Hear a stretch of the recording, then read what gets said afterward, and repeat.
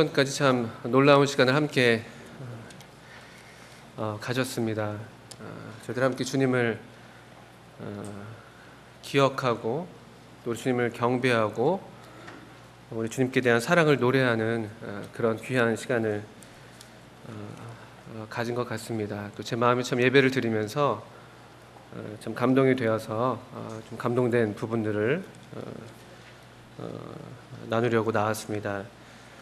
예배를 드리면서 전 누가복음 3장 말씀이 생각이 많이 났습니다. 우리가 지금 누가복음을 읽고 있는데 우리 누가복음 3장 말씀을 한번 같이 펴서 보시겠습니다.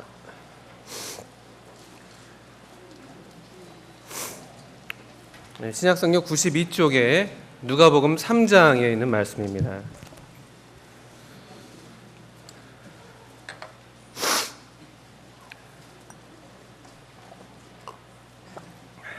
누가복음 3장 21절부터 22절 말씀을 찾으셨으면 제가 한번 읽겠습니다. 같이 또 눈으로 또 마음으로 함께 봐주시면 좋겠습니다. 누가복음 3장 21절 22절. 백성이 다 세례를 받을새 예수도 세례를 받으시고 기도하실 때에 하늘이 열리며 성령이 형체로 비둘기같이 그의 위에 강림하시더니 하늘로서 소리가 나기를 너는 내 사랑하는 아들이라 내가 너를 기뻐하노라 하시니라. 마치 우리가 함께 그 예배를 드리고 또 함께 머리 숙여서 우리 주님께 우리의 마음을 고백하는 그런 기도를 올려드릴 때 우리 주님이 침례 받으실 때 하늘이 열려서 들렸던 그 말씀이 우리 가운데 들리는 것 같았습니다. 그 말씀은 너는 내 사랑하는 아들이라 내가 너를 기뻐하노라 하시니라. 그 아버지 하나님께서 얼마나 우리 주님을 그 아드님을 얼마나 기뻐하시고 얼마나 만족하게 여기시는지 그것을 참 이 세상 가운데 나타내시기를 원하셨고 특별히 이 순간에 우리 귀하신 아드님께서 또 신성의 이 하나님이신 우리 아드님께서 육체로 오시고 또 우리와 같은 이 죄인의 모양이 되어주시고 또 죄인과 자신을 동일시하셔서 이 사실을 받으실 필요가 없으신 이런 회개의 세례에 그 자신을 이렇게 들이시는 그런 모습을 보실 때 우리 아버님께서 너무나 기뻐하셨습니다. 그리고 제 마음 가운데 오늘 우리가 함께 예배 드릴 때 우리 예배 가운데 우리 아버지 하나님께서 얼마나 이 아드님을 기뻐하시는지 그와 같은 소리가 들리는 것 같았습니다. 우리 가운데에서 우리 주님이 높임을 받고 계시고 또 우리 주님을 아버님께서 기뻐하시고 또 그런 것들을 저희들로 성령 안에서 함께 이 기쁨을 누리게 하시고 또 기뻐서 우리도 같이 노래하게 하시는 이 복된 예배의 시간이 정말 아름답고 또 참 감사가 되는 그런 시간이었습니다. 또 우리 예배가 끝난 다음에 함께 불렀던 찬송도 뭐 아주 유명한 찬송이고 많이 우리 자주 부르는 찬송인데 그럼에도 참 마음에 또 새롭게 참 감사가 되고 감동이 됩니다. 주만이 나의 소원, 또 주만이 나의 친구, 주만이 나의 만족, 나는 주를 경배합니다.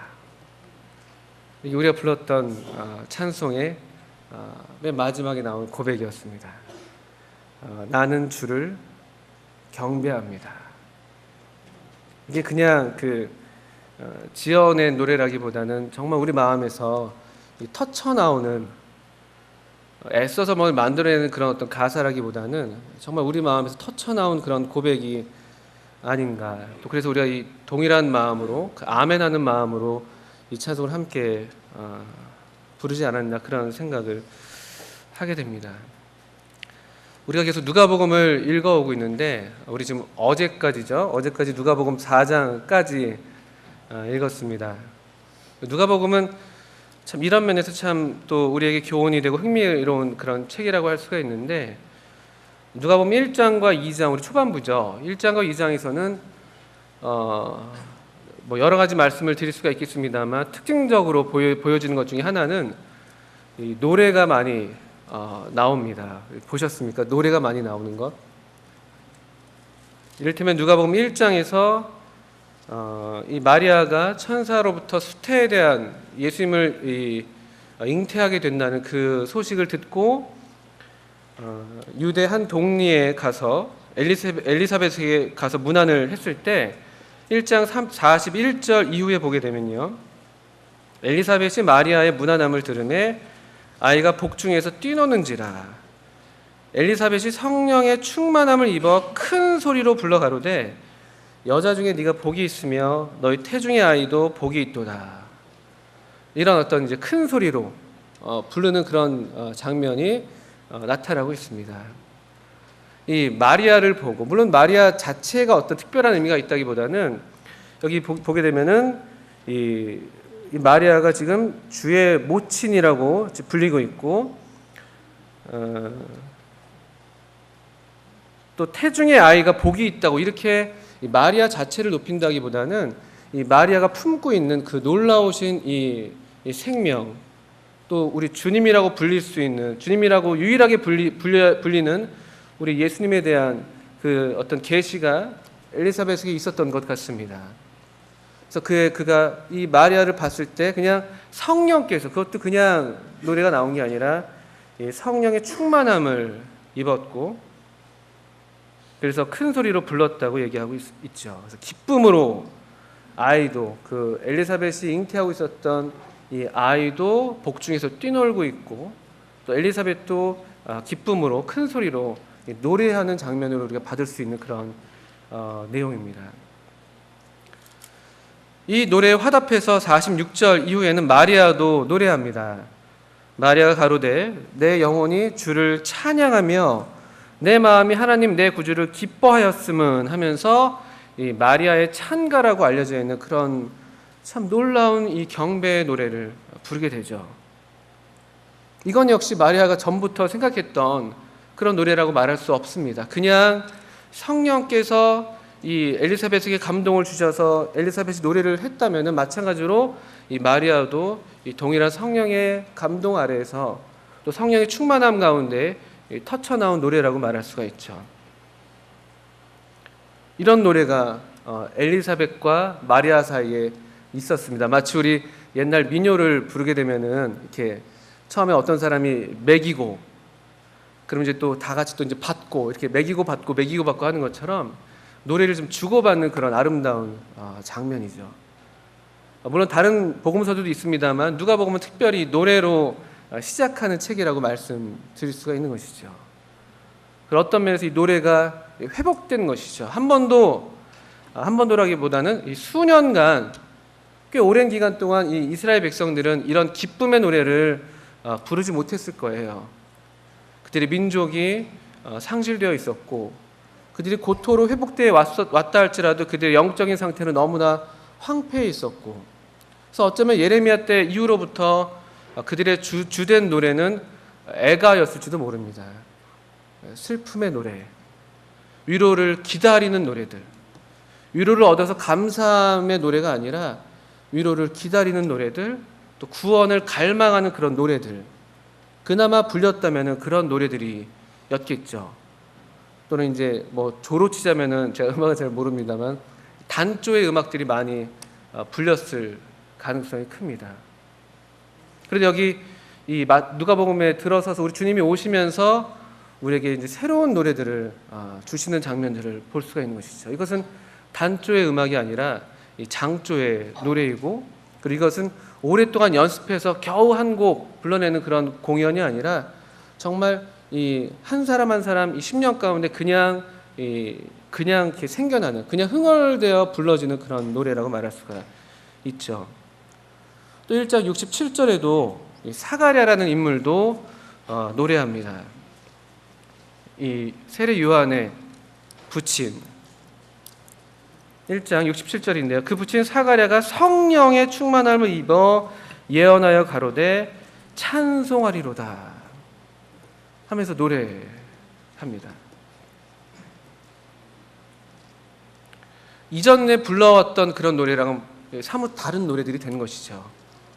찬송이 나오고 찬양이 나오고 기쁨이 넘치고 감사가 넘치는 그런 노래들, 그런 노래들이 지금 그들 입에서 나오고 있습니다. 특별히 이 사가랴가 한동안 그 불신 때문에 입이 이제 닫혀 있었죠. 그 하나님의 천사로부터 들은 말씀을 믿지 못했기 때문에 그가 벙어리가 되어서 얼마간 있었는데, 그 입이 풀리고 나서 그가 제일 먼저 했던 것도 노래였습니다. 이 노래의 연장이 지금 67절일 텐데 64절에 보시면은 이에 그 입이 곧 열리고 혀가 풀리며 말을 하여 하나님을 찬송하니. 닫혔던 입이 다시 열렸을 때 그 입에서는 찬송이 가득했었던 것이죠. 그리고 우리가 지금 읽고 있는 67절 이후에 보게 되는 그 노래들이 그 입에서 나왔습니다.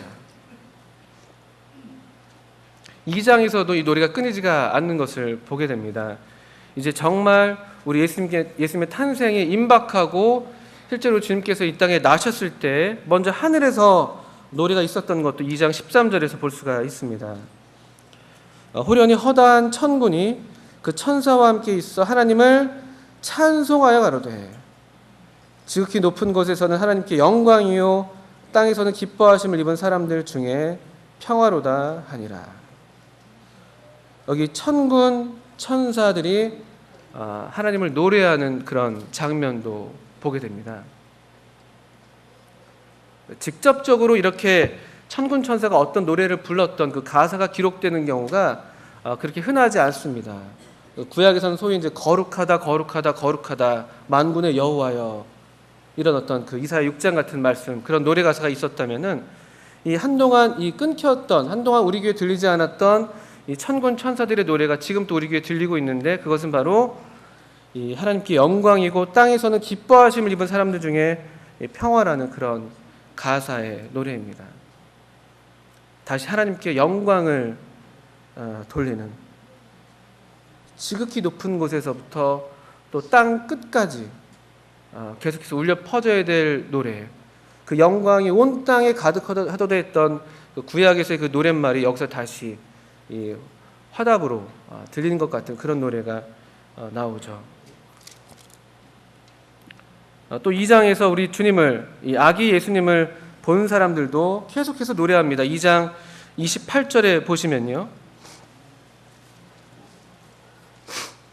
특별히 노랫말들은 다 이렇게 들여쓰기가 되어 있어서 좀 이렇게 금방금방 찾기가 쉬우시죠.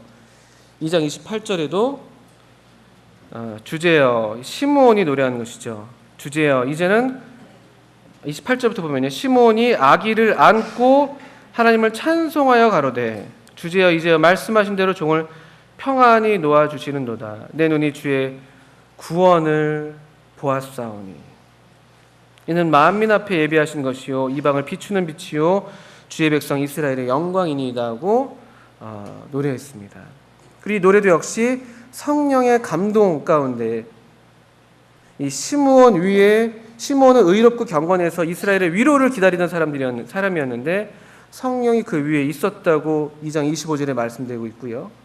또 성령의 지시를 받아서 이 성령의 감동으로 또 성전에 들어갔고요.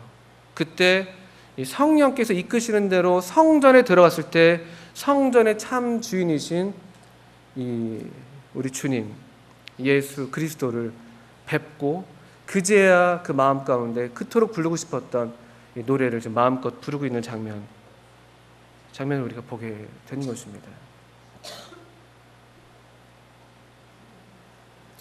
또 안나라는 이 참 경건한 자매님도, 노 자매님도 노래했던 것을 보게 되죠. 2장 38절입니다. 마침 이때 나와서 하나님께 감사하고 예루살렘의 구속됨을 바라는 모든 사람에게 이 아기에 대하여 말하니라. 정확하게 노래했다, 찬송했다는 표현은 나와 있지 않습니다만 이 노 자매님도 이 성전을 떠나지 않고 주야에 금식하면서 기도함으로 섬겼던 분이었는데 그 기도의 내용이 뭐였겠습니까? 시므온도 그랬고 이 안나도, 또 그 당시에 많은 경건한 사람들의 기도는 이스라엘의 위로, 주의 구원, 예루살렘의 구속됨을 바라는 그런 기도였을 텐데 이 우리 주님을 뵙게 됐을 때 그 마음에 감사가 나오고 있는 것이죠. 그리고 2장에서 이 목자들, 또 이 시므온 그리고 안나 이들의 이 대화의 공통된 주제는 이를테면 2장 17절에 보시는 것처럼요. 2장 17절입니다.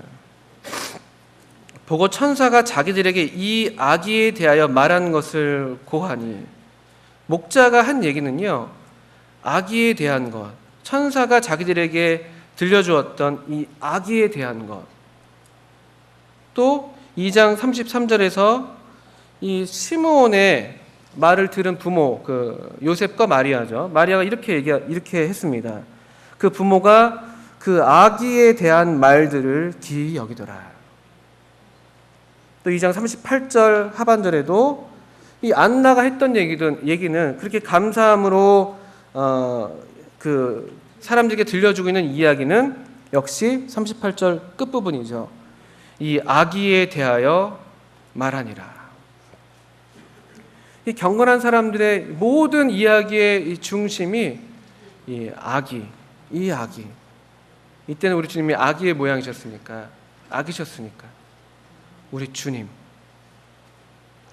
이 경건한 사람들의 대화의 이 중심과 이 주제가 우리 주님 예수님인 것을 보게 됩니다.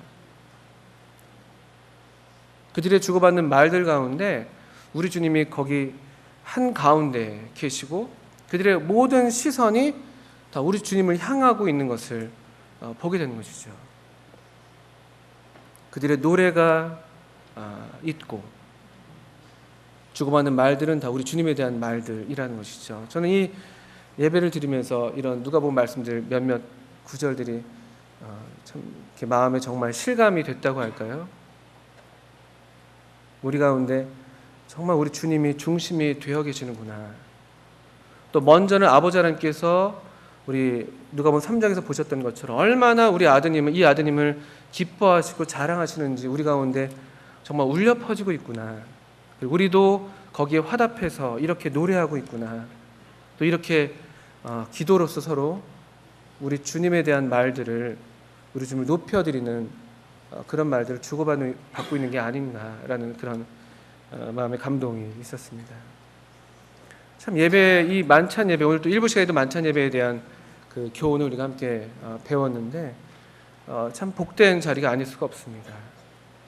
계속 우리는 이제 죄악된 본성 때문에 계속 주님을 멀리하는 그런 습성이 여전히 남아 있어서 아주 쉽게 우리 주님과 멀리 떨어지는 그런 때들도 있는데, 그럼에도 불구하고 매 주일 이 아침마다 이 정해진 시간에 우리 주님께서 계속 일정하게 우리를 찾아와 주시고 또 우리 계속 초대해 주시고 불러 주셔서 다시 그분께로 이끌어 주시는 이 자리, 그리고 우리 안에 정말 모든 시선을 받을 분, 우리의 유일한 어떤 그 관심의 대상이 될 분이 우리 주님이신 것을 우리로 분명하게 알게 하시고 또 경험하게 하시고 또 누리게 하시고 또 고백하게 하셔서 다시 우리 마음을 새롭게 하시는 이 귀한 자리가 참 얼마나 복된 자리인가. 이렇게 함께 또 한 마음으로 이 주님 앞에 참 고개를 숙이고 우리의 진심을 올려드리는 성령 안에서 이렇게 함께 노래하고 화답하고 또 아멘으로 화답하는 이 귀한 이 하나님의 자녀들은 얼마나 또 아름다운가, 이런 또 생각들을 하게 됩니다. 또 우리 누가복음 4장에서 또 몇몇 좀 말씀들을 좀 나누기를 원하는데요. 우리 주님에 대해서 계속 함께 우리 주님을 뵙고 또 배울 수 있으면 좋겠습니다. 4장 1절은 이렇게 시작합니다. 예수께서 성령의 충만함을 입어 요단강에서 돌아오사 광야에서 40일 동안 성령에게 이끌리시며 마귀에게 시험을 받으시더라. 실제로 누가복음 4장이 우리 주님의 어떤 공적인 이 사역의 시작을 보여주는 그런 내용입니다. 물론 3장에서 그 시작 어떤 예식이라고 할까요? 시작 세리머니로 우리 주님의 침례가 기록되어 있다면, 실제 이제 4장에서 우리 주님께서 어떻게 이 갈릴리를 중심으로 갈릴리를 시작점으로 해서 이제 그분의 공적인 사역을 하시는지 보게 되는데, 여기 4장 1절에서 우리 예수님의 사역의 시작에 있어서 그 그 원동력이라 할까요? 출발점은 바로 이 성령의 충만함이라는 것을 보게 됩니다. 성령의 충만함을 입어 요단강에서 돌아오셨습니다. 요단강에서 돌아오셨는데 돌아오실 때에는 성령의 충만함을 입었다고 누가는 일부러 강조해서 기록했습니다.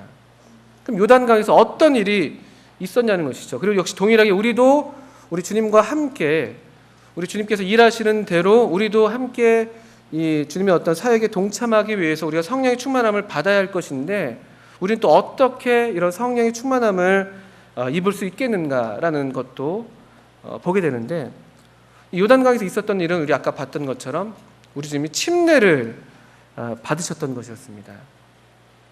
다시 한번 읽어보면요. 3장 21절 22절이었죠. 백성이 다 세례를 받을새 예수도 세례를 받으시고 기도하실 때 하늘이 열리며 성령이 형체로 비둘기같이 그의 위에 강림하시더니 하늘로서 소리가 나기를 너는 내 사랑하는 아들이라 내가 너를 기뻐하노라 하시니라. 우리 주님께서 요단강에서 성령의 충만함을 입어서 돌아오셨는데 요단강에서 있었던 일은 바로 우리 주님의 침례였습니다. 또 오늘날 우리에게 또 좀 더 폭넓게 얘기 말씀드릴 수 있다면은 우리 주님 순종하셨던 것이죠. 순종.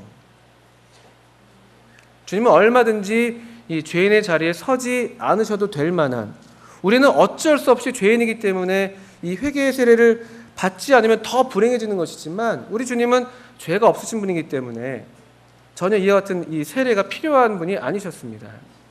뭐 더 앞서서는 우리 주님 이 땅에 오실 필요도 없으셨고, 필요를 말씀하는 겁니다. 그럴 필요가 없으셨고,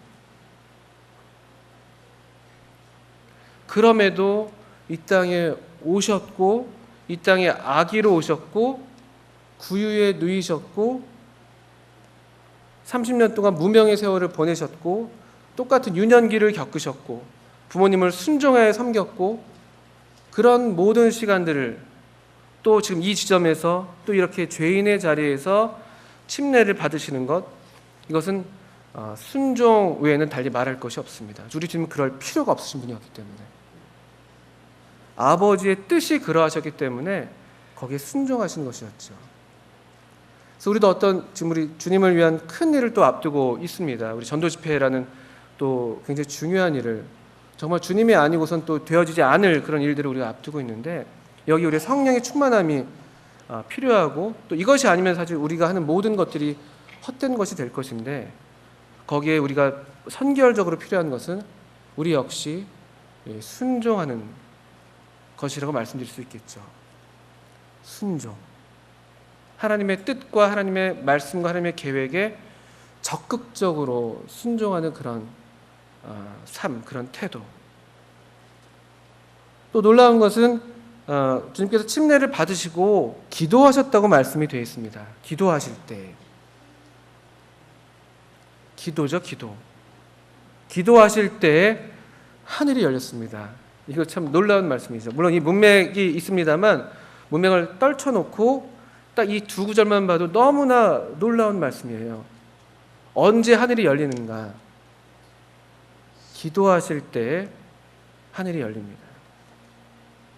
또 게다가 이 아버님께서 정말 사랑하시는 이 아드님께서 기도하실 때는 얼마나 그 아버님께서 기쁜 마음으로 그 자신의 뜻을 또 그 기도에 화답하기를 원하셨겠는지 우리가 여기서 또 보게 되는 것이죠.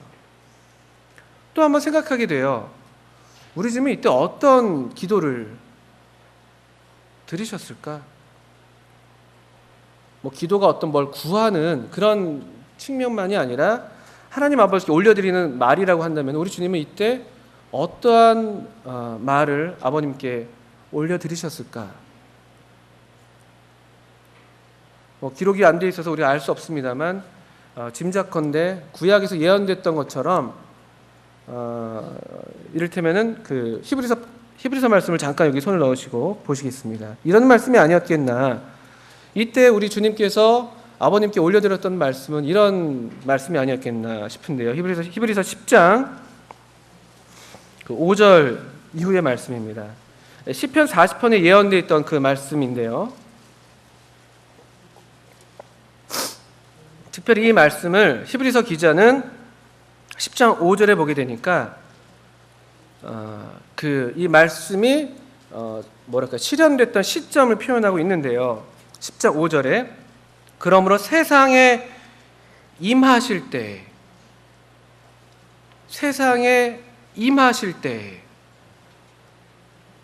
주님이 태어나시자마자 이런 얘기를 했다고 우리가 볼 수가 없겠죠. 아기였을 때요.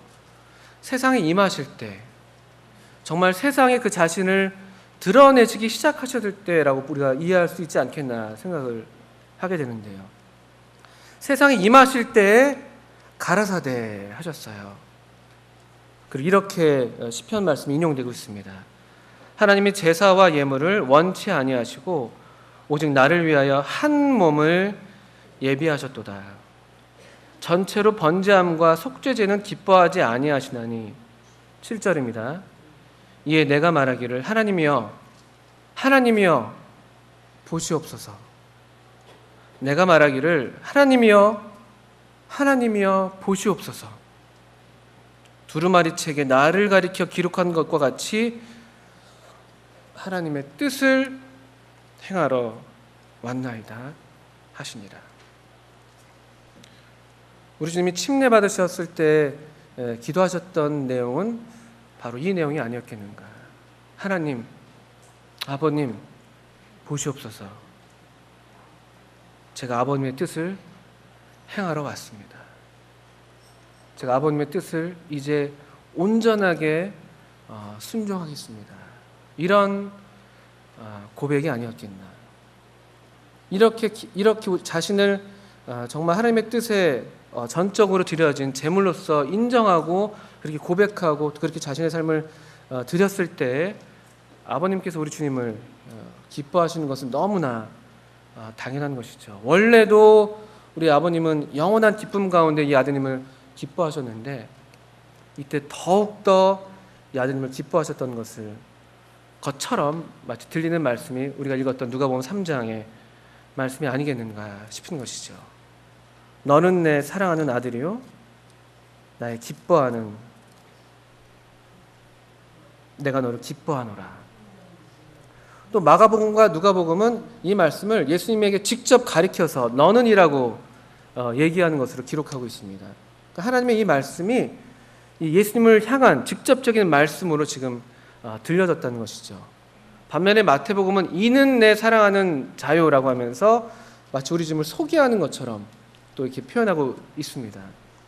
어떻든 간에 그 강조점이 좀 다른 것 같습니다만 요점은 우리 아버님께서 이 아드님을 정말 너무나 기뻐하시고 사랑하신다는 그 확증을 이 순종의 시작점에서 확실하게 나타내 보여주셨다는 것이죠.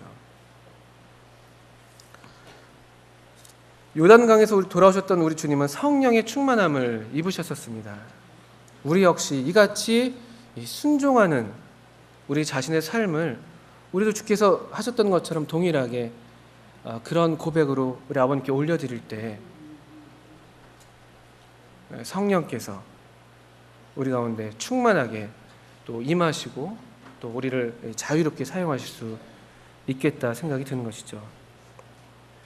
또 이때 즉 이 성령의 충만은 우리 아드님의 기도 또 이 순종하는 기도가 있었다면은 또 거기에 하나님의 말씀이 확실하게 분명하게 그 말씀이 그 심령 가운데 새겨졌고 또 그 말씀이 모든 사람이 들을 만큼 확실하고 큰 말씀으로 들려졌던 것처럼 우리에게도 이 하나님의 말씀이 순종하는 우리에게 또 우리를 확신을 주시고 확인해 주시는 이 하나님의 말씀이 들려져야 할 것이고요.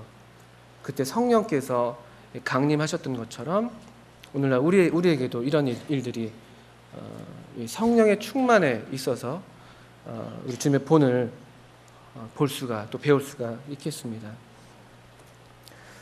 근데 또 흥미로운 것은 4장 1절에 계속 보시면은 성령의 충만을 입어서 돌아오셨는데 그런데 그 이후에 보니까 광야에서 40일 동안 성령에게 이끌리시며 마귀에게 시험을 받으셨다는 말씀도 있습니다.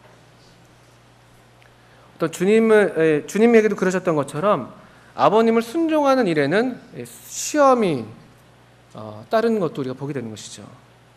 예상이 되는 일인 것입니다. 우리가 어떤 일에 좀 더 우리 자신을 적극적으로 주님께 드리고자 할 때는요, 반드시 거기에 시험이 따르기 마련입니다. 그 이상한 일이 아닙니다. 요즘에 기도회를 이렇게 아침마다 하고 있는데, 어떤 분들은 이제 기도회, 정말 특별 기도회니까 특별하게 이제 기도를 지금 마음을 다해서 함께 모여서 드리고 있는데, 기도하니까 더 힘들죠. 몸이 물론 더 힘든 건 뭐 사실입니다만, 기도하면서 더 오히려 어떤 이런 이런 시험이라고 할 만한 그런 어떤 상황들을 많이 또 만나게 된다고 얘기합니다. 그래서 기도를 해야 되는 건지 말아야 되는 건지, 기도를 안 하면은 좀 더 평안한 것 같고 좀 더 숨타는 것 같은데, 막상 좀 더 이렇게 더 특별하게 우리 자신을 들여서 기도하려고 하면은 이상하게 더 많은 일들이 일어나는 것이죠. 가정에서 뜻하지 않은 작은 일들로 큰 소리가 오갈 수도 있는 것이고요. 또 갑자기 회사 직장에서 또 어려운 일들을, 평소에는 전혀 어려움이 안 됐었는데 그런 어려움을 만날 수 있는 것이고요. 또 어떤 전에는 원만했던 관계가 오히려 더 원만하지 못한 관계로 뭔가 오해가 생기는 그런 경우들도 있을 수 있습니다. 시험이 여러 형태로 옵니다. 이것이 이상한 것이 아니고 우리 주님께도 그랬던 것이죠. 성령의 충만함을 입어서 오셨는데 도리어 성령에게 이끌리시며 마귀에게 시험을 받으셨다는 것입니다. 모르긴 몰라도 아마 이 전도 집회를 앞두고 우리가 특별하게 우리 자신을 우리 성도님들이 드리고 계실 텐데, 여러 종류의 시험들을 만나고 계시지 않겠나 생각이 듭니다. 저 역시 마찬가지고요. 근데 그 시험이 그냥 시험으로 또 와서 또 그냥 엉망진창이다, 또 실패했다, 이렇게 끝나는 것이 아니라 우리 주님께서 하셨던 것처럼 이 하나님의 말씀으로 이 시험들을 계속 이겨 나가는 것이죠. 하나님 말씀으로. 그 순간에 하나님 말씀을 기억할 필요가 있습니다. 어떤 원만하지 갑자기 평탄했던 관계가 좀 뭔가 삐그덕될 때, 특별히 이럴 때, 그럴 때 우리 다시 하나님 말씀을 의지하면서 기도할 수 있습니다. 그럴 때 이 시험들이 또 잔잔해지고 또 이 시험들을 또 이겨나가면서 오히려 더 우리 자신이 더욱 주님께 단련된 모습으로 드려지게 되는 모양을 보게 되는데요. 이런 시험을 지나고 우리 주님께서 말씀으로 승리하신 이후에 비로소 4장 14절에서 이제 정말 우리 주님의 공적인 사역이 시작됩니다. 한번 4장 14절 15절을 읽겠습니다. 예수께서 성령의 권능으로 갈릴리에 돌아가시니 그 소문이 사방에 퍼졌고 친히 그 여러 회당에서 가르치심에 뭇사람에게 칭송을 받으시더라. 약간 요단강에서 돌아오실 때에는 성령의 충만함을 입어서 돌아오셨고요. 광야에서 돌아오실 때에는 성령의 권능으로 돌아오셨습니다. 조금 이렇게 표현을 달리하고 있죠. 성령의 충만함을 입어서 돌아오신 우리 주님께서 이 시험 가운데 하나님의 말씀을 정말 실제적으로 사용하시고 말씀을 의지하시고 말씀을 통해서 승리하셨을 때 성령의 권능으로 돌아오셨다고 말씀드리고 있습니다. 하나님의 말씀을 실제로 사용해서 승리하는 그 승리의 힘, 거기에 성령의 권능인 것 같아요. 우리에게 성령의 권능이 나타나기 위해서 우리 그것을 바라고 있지 않습니까? 정말 하나님 말씀을 의지함으로 이 어려운 어떤 상황들을 이겨내는 그런 어떤 우리 자신을 그렇게 드릴 때 권능이 나타난다고 믿습니다. 우리 수년간 계속해서 전도 집회를 매년 거르지 않고 해오고 있습니다. 어떤 또 우리 가운데 어떤 분들은 참 안타까운 마음으로 우리가 이렇게 항상 전도 집회를 하는데 왜 구원 얻는 역사가 이렇게 적은가, 이런 어떤 참 아픈 마음으로 기도하시고 또 그렇게 씨름하는 분들도 계시는 걸로 알고 있습니다. 잘은 모르겠는데 이런 말씀을 비춰볼 때 또 저 자신을 볼 때 성령의 권능이 더 나타나야 되지 않겠나. 그것은 하나님의 말씀을 단순하게 상황과 안 맞는 것처럼 보인다 할지라도, 좀 덜 세련된 것처럼 보인다 할지라도 정말 그냥 하나님의 말씀을 단순하게 신뢰하고 그 말씀을 의지해서 우리가 그냥 더 우리 자신을 드리는 것이 저 자신을 볼 때 그게 더 필요한 게 아니겠나라는 생각을 하게 되는 것이죠. 사도행전 1장에서 그 제자들이 주님의 증인으로서 이제 나가기 바로 직전에 우리 주님께서 이렇게 약속하셨던 말씀이 있었죠. 오직 성령이 너에게 임하시면 너희가 권능을 받고, 권능이 필요한 것이죠. 권능. 성령이 임하시는데 그냥 성령이 임한다는 그런 추상적인 것이 아니라 성령이 임해서 권능을 받게 되는데, 우리 누가복음 4장에서 본 것처럼 이 권능은 하나님의 말씀, 하나님의 말씀에 대한 단순하고도 실제적인 순종, 하나님의 말씀을 정말 휘두르는 것, 그 한 말씀이라도 이것이 성령의 검인 줄 알고 그대로 사용하고 휘두르는 것. 말씀이 능력이 있으니까요. 권능입니다. 권능. 이것을 위해서 기도하게 됩니다. 또 저 자신에게서 이런 연약이 있는 것을 보게 되고요. 성령님. 누가복음과 사도행전의 저자는 똑같이 누가입니다. 누가는 이 누가복음과 사도행전을 이렇게 조화롭게 또 쓰는 면이 있었던 것 같고요. 그래서 이것을 기도하게 돼요. 우리 이번 전도 집회를 앞두고 있는데 우리가 해온 대로 이것도 하고 저것도 하고 다 할 수가 있겠고, 더 많이 할 수도 있겠고, 더 우리가 수고할 수도 있겠습니다만, 그런데 우리에게 성령의 권능이 나타나야 되겠다. 성령의 충만하심과 또 성령의 권능, 그리고 그 성령의 인도하심과 성령의 어떤 감동을 따랐던 사람들이 그러했던 것처럼 우리 누가복음 1, 2장을 봤었습니다만, 우리 가운데 구호가 아닌 노래가 나와야 된다. 예수님 믿어야 됩니다라는 구호가 아닌 어떤 그런 사람을 어떤 논리적으로 설득해서 뭔가를 이렇게 우리가 변화시키려는 그런 거라기보다는 성령께서 우리 마음에 먼저 다가와 주시고, 또 우리 마음이 성령으로 감화를 입었을 때 우리에게서 터쳐나오는 그런 노래들이 우리 가운데 더 많이 퍼져야 되는 것이 아닌가. 이 전도 집회는 이런 어떤 큰 목소리로 외치는 그런 구호로 끝나는 것이 아니라 우리 각 사람에게서 울려 퍼지는 노래들이 함께 모여있는 그런 자리여야 되지 않겠는가. 앞에 나와서 어떤 말씀을 전하시는 한 분만이 나오셔서 큰 소리로 외치는 그런 것이 아니라 우리가 봤던 것처럼 마리아에게서, 엘리사벳에게서, 사가랴에게서, 목자에게서, 시므온에게서, 안나에게서 다 성령의 감동을 입고 성령의 충만함을 입었던 그런 평범한 소녀, 노인,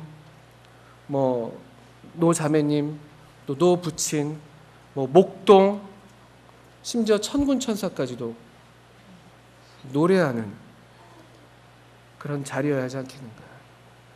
하나님 말씀이 울려 퍼지고 그 아드님이 높아지시고 그 아기에 대해서 말했던 것처럼 우리의 이 전도 집회 가운데 계속 우리 마음 가운데, 또 우리 서로의 대화 가운데, 또 이 증거되는 말씀 가운데 이 귀하신 아드님이 울려 퍼져야 되지 않겠는가. 이는 내 사랑하는 아들이다. 내가 기뻐한다. 이 하나님의 말씀이 우리 가운데 확실하게 울려 퍼져야 되지 않겠는가. 그것을 기도하게 됩니다. 하나님의 아드님이 높아지는 전도 집회, 하나님께서 이 아드님을 얼마나 기뻐하시고 얼마나 존귀히 여기시는지 그것이 증거되는, 그것이 나타나는 그런 집회, 우리 가운데 성령께서 충만하시고 우리 각자가 다 성령의 권능을 입어서 우리가 이런 노래들을 함께 불러대는 그런 집회, 그런 집회가 되기를 기도합니다. 계속해서 저희들 교회를 통해서, 우리 성도님들을 통해서 우리 주님이 높임을 받으시고, 또 우리 이 예배 시간을 통해서 계속해서 우리 주님이 존귀히 여김을 받으시고, 이 말씀이 우리 가운데서 계속 울려 퍼질 때 우리도 함께 기쁨으로 노래하는 교회가 되리라고 믿고 또 그렇게 기대하게 됩니다. 우리 함께 기도하시겠습니다.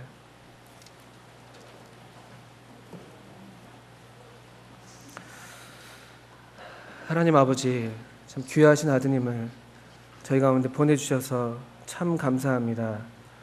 우리로 이 귀하신 아드님 안에 또 있게 하셔서 감사합니다. 우리를 흑암의 권세에서 건져내셔서 사랑의 아들의 나라로 옮겨주셔서 감사합니다. 그래서 우리로 참 성령 안에서 기쁨으로 우리 아버님을 노래하게 하시고 또 우리 아름다우신 우리 주님을 예배하게 하시는 복된 삶을 살게 하셔서 감사합니다. 계속 저희 가운데 이 복을 더하여 주시고 성령께서 우리 가운데 충만하시고 성령께서 권능으로 우리 가운데 역사하시는 그런 저희들 되게 하여 주시옵소서. 특별히 이번 이 특별 전도 집회를 앞두고 이와 같은 은혜를 더욱 간절하게 구하오니 참 주님 우리 가운데 우리 주님 나타나시고 또 영광을 받으시는 그런 복된 그런 집회가 되게 하여 주시옵소서. 우리 모두를 주님께 의지하오며 예수님의 이름으로 아버지 하나님께 감사함으로 기도합니다. 아멘. 네, 감사합니다.